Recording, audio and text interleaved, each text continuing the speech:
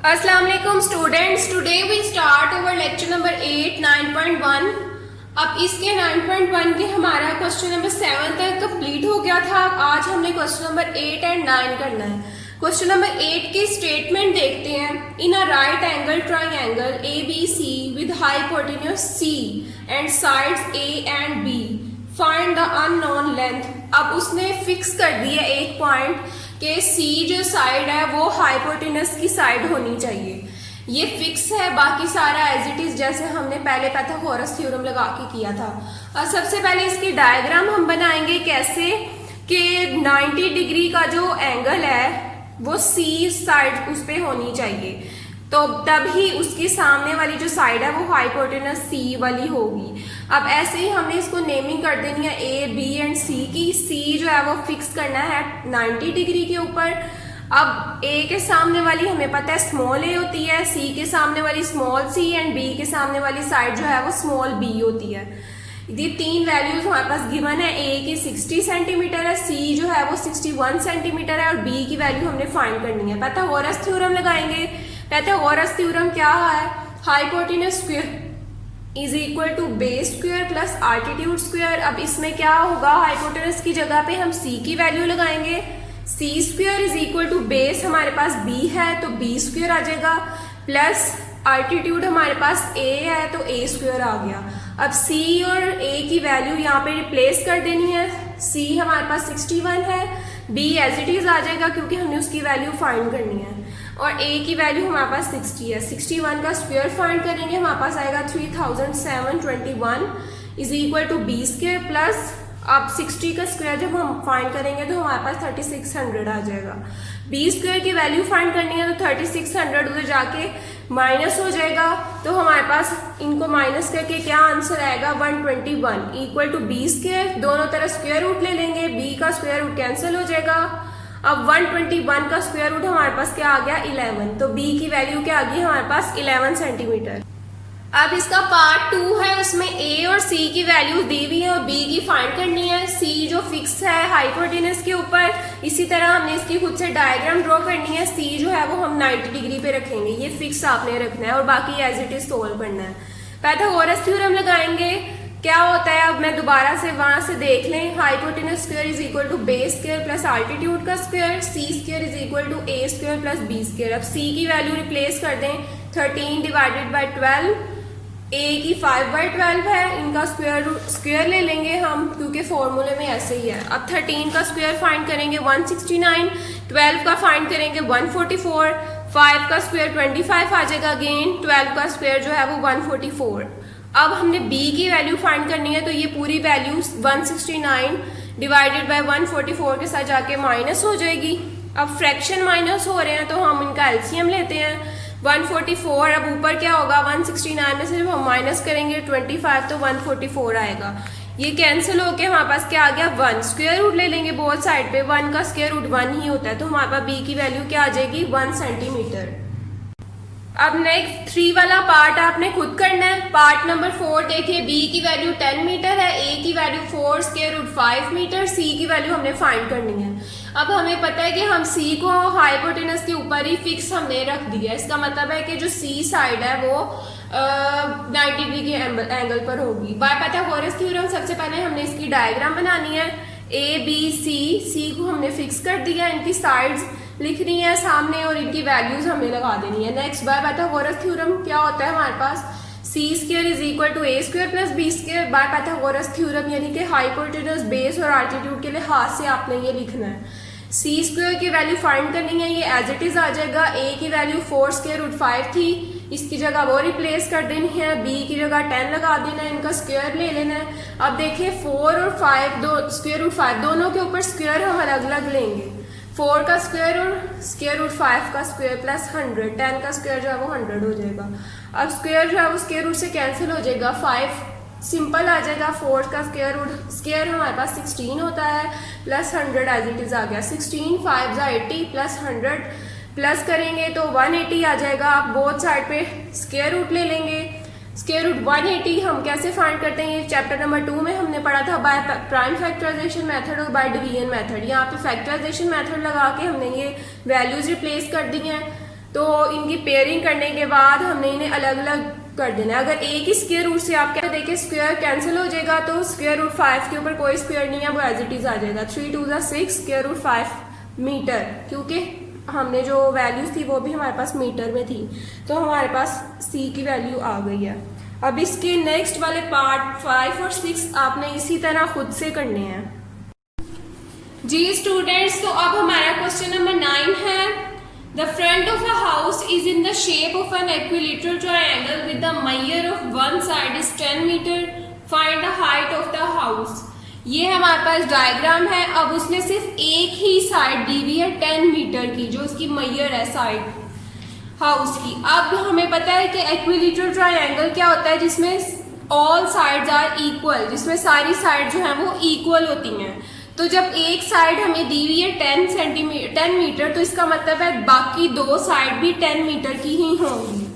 अब हमारे पास उन्होंने कहा हुआ है कि हमने हाइट फाइंड करनी है हाउस की, तो इसका मतलब है हाइट को हम कोई भी नाम दे देंगे n का, और बाकी साइड्स को मैंने किसका नाम दे दिया a, b और c का। अब इनमें से कोई भी एक ट्रायंगल हमने चूज कर लेनी है। मैंने यहाँ पे चूज कर ली है a, n और c। अब इस ट्रायंगल को देखते हुए अगर हम इसे सोल्व करें टेकिंग ट्रायंगल NAC, तो हमारे पास A से B तक की पूरी साइड जो थी वो 10 मीटर थी, लेकिन हमने इससे हाफ ट्रायंगल लिया है, तो 10 को डिवाइड कर देंगे 2 पे, क्योंकि दो साइड्स हैं, ये दो साइड्स पे डिवाइड किया हुआ है ट्रायंगल को, तो 2 से डिवाइड कर देंगे तो हमारे पास 5 मीटर आ जाएगा। इसका मतलब है कि जो A से N तक हमारी साइड है वो 5 है। अब A के सामने स्मॉल a, N के सामने स्मॉल n और C के सामने स्मॉल c। N के सामने स्मॉल n हमें पता है कि वो 10 मीटर थी, क्योंकि तीनों साइड्स इक्वल थी। पाइथागोरस थ्योरम लगाएंगे यहाँ पे, n square is equal to c square plus a square. आपको इसका फॉर्मूला पता है, उसको देखते हुए आपने इसे फॉर्मूला लगा के इसकी वैल्यूज को लगा देना है। n की जगह पे 10 पुट कर देंगे, c की जगह पे 5 और a एज इट इज आ जाएगा, क्योंकि हमने a की वैल्यू फाइंड आउट करनी है। 10 का स्क्वायर जो है वो 100 होता है, 5 का square 25 and a as it is आ जाएगा। अब हमें पता है कि a जो हम फाइंड करते हैं उसके साथ वैल्यू हमें नहीं चाहिए, उसको हम 100 के साथ ले जाएंगे, वो उधर जाके माइनस हो जाएगी। 100 में से माइनस कर देंगे 25, तो हमारे पास क्या आ जाएगा 75।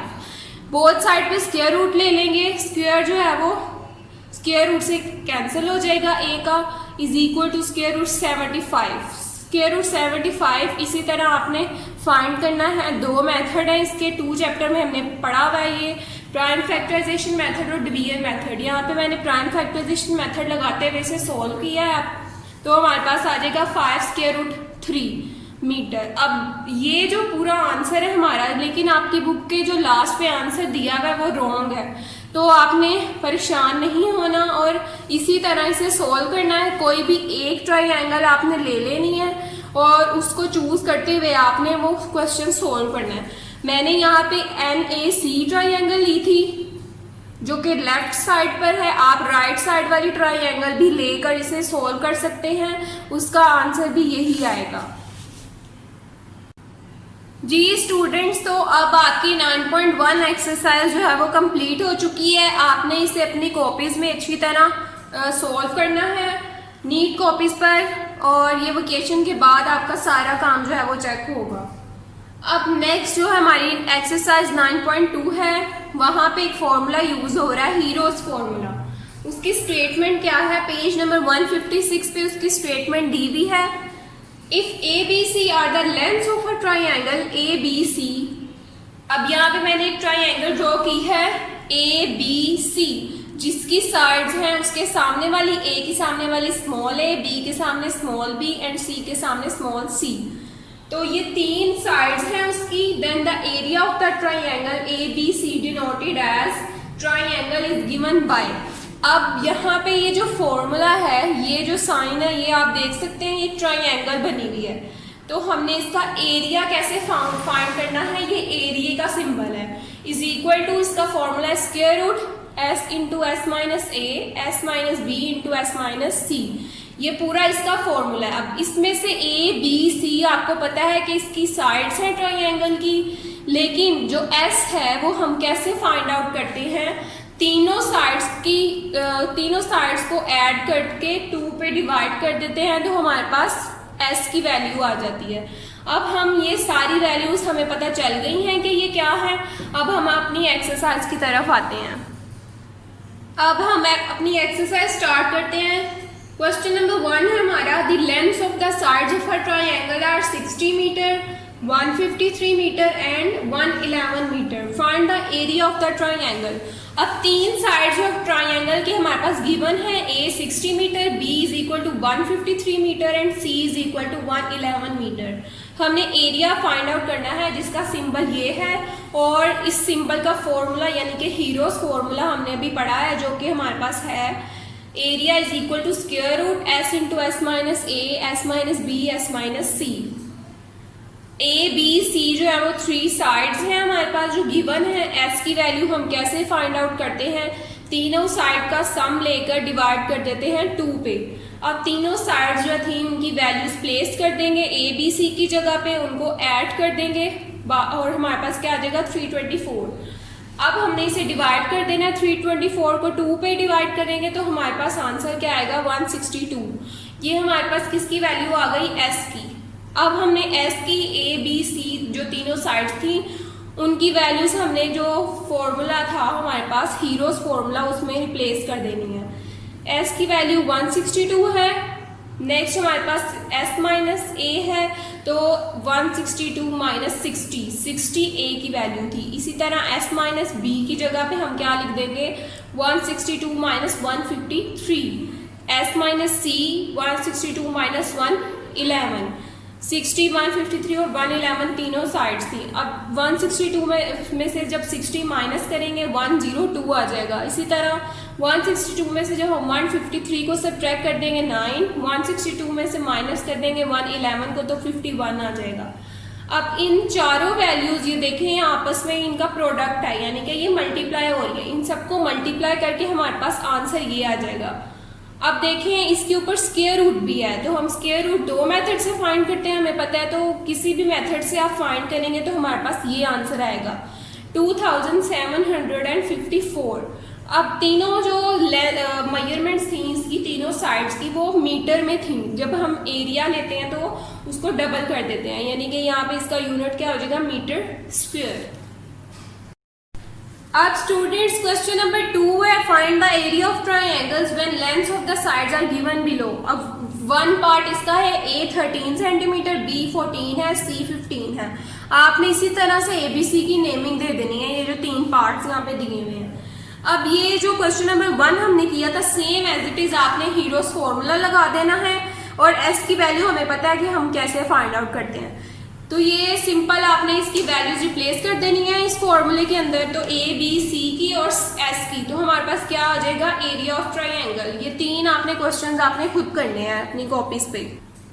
नेक्स्ट क्वेश्चन नंबर 3 है हमारे पास, find the missing elements as required in each of the following with the help of Heron's formula. इसका पार्ट 1 देखें, इसमें a की वैल्यू 5 मीटर है, b 7 मीटर है, s की वैल्यू भी गिवन है 9 मीटर, और जो c की वैल्यू है हमने फाइंड आउट करनी है। इसी तरह हमारे पास एरिया भी हमने फाइंड करना है इसका। हमें पता है कि हीरोज फॉर्मूला का ये होता है फॉर्मूला, s की वैल्यू हम कैसे फाइंड करते हैं a plus B plus C divided by 2। अब इसमें से इस फॉर्मूले में से देखिए हमारे पास क्या चीज हमें चाहिए और क्या हमारे पास ऑलरेडी है। s भी है, a भी है, b भी है, लेकिन c नहीं है।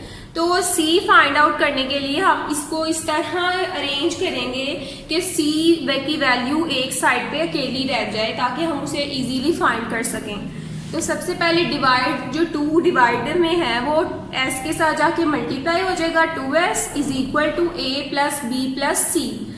2s, अब हमें c अकेला चाहिए एक साइड पर, a और b c के साथ प्लस हो रहे हैं, 2s के साथ जाके माइनस हो जाएंगे, तो हमारे पास क्या आ जाएगा 2s minus a minus b is equal to c। इसको हमने अरेंज करके लिख दिया लेफ्ट राइट साइड पे। 2s की जगह पे 9 रिप्लेस कर देंगे, a की जगह 5 और b की जगह पे 7। 9 2 18 होता है, -5 -7 एज इट इज आ जाएगा। 18 में से हम माइनस करेंगे 5 को, तो हमारे पास 13 आ गया। -7 एज इट इज नीचे आ गया। 13 में से माइनस कर देंगे 7, तो हमारे पास क्या आ जाएगा 6। अब जो बाकी दोनों साइड्स थी आप देख सकते हैं, उसका जो यूनिट है वो मीटर है, इसी तरह सी का भी मीटर में ही हम लिखेंगे। अब देखिए हमारे पास सबकी वैल्यूज आ गई हैं सिवाय एरिया के, तो हम ये सारी वैल्यूज इक्वेशन 1 में पुट कर देंगे एरिया फाइंड आउट करने के लिए। Put the values in 1, area is equal to S की वैल्यू 9 थी, 9 आ गया इसकी जगह पे s माइनस ए यानी कि 9 - 5, ये सारी इनकी वैल्यूज आपने रिप्लेस कर देनी है। 9 में से 5 - 4, 9 - 7 इक्वल टू 2, 9 - 6 इक्वल टू 3। अब इन सारी वैल्यूज को आपने मल्टीप्लाई कर देना है, तो हमारे पास क्या आ जाएगा 216। अब स्क्वायर रूट फाइंड करेंगे इसका। स्क्वायर रूट फाइंड करेंगे तो हमारे पास आ जाएगा 6 स्क्वायर रूट 6। इसका आपको पता है 2 तरीके हैं फाइंड आउट करने के, बाय प्राइम फैक्टराइजेशन और बाय द रियल मेथड। जब आप फाइंड करेंगे तो हमारे पास आंसर आ जाएगा। अब इसको जो यूनिट है वो हम डबल करके लिखते हैं एरिया में, तो हमारे पास क्या आ जाएगा मीटर स्क्वायर। जी स्टूडेंट्स, तो अब क्वेश्चन नंबर 3 के जो रिमेनिंग पार्ट्स हैं वो आपने इसी तरह खुद से अपनी कॉपीज पे करने हैं सॉल्व। यहाँ तक आपका क्वेश्चन 3 तक 9.2 हो चुकी है। ये सारी एक्सरसाइज जो है वो आपने अपनी नीट कॉपीज पर करनी है। ओके स्टूडेंट्स, अल्लाह हाफिज।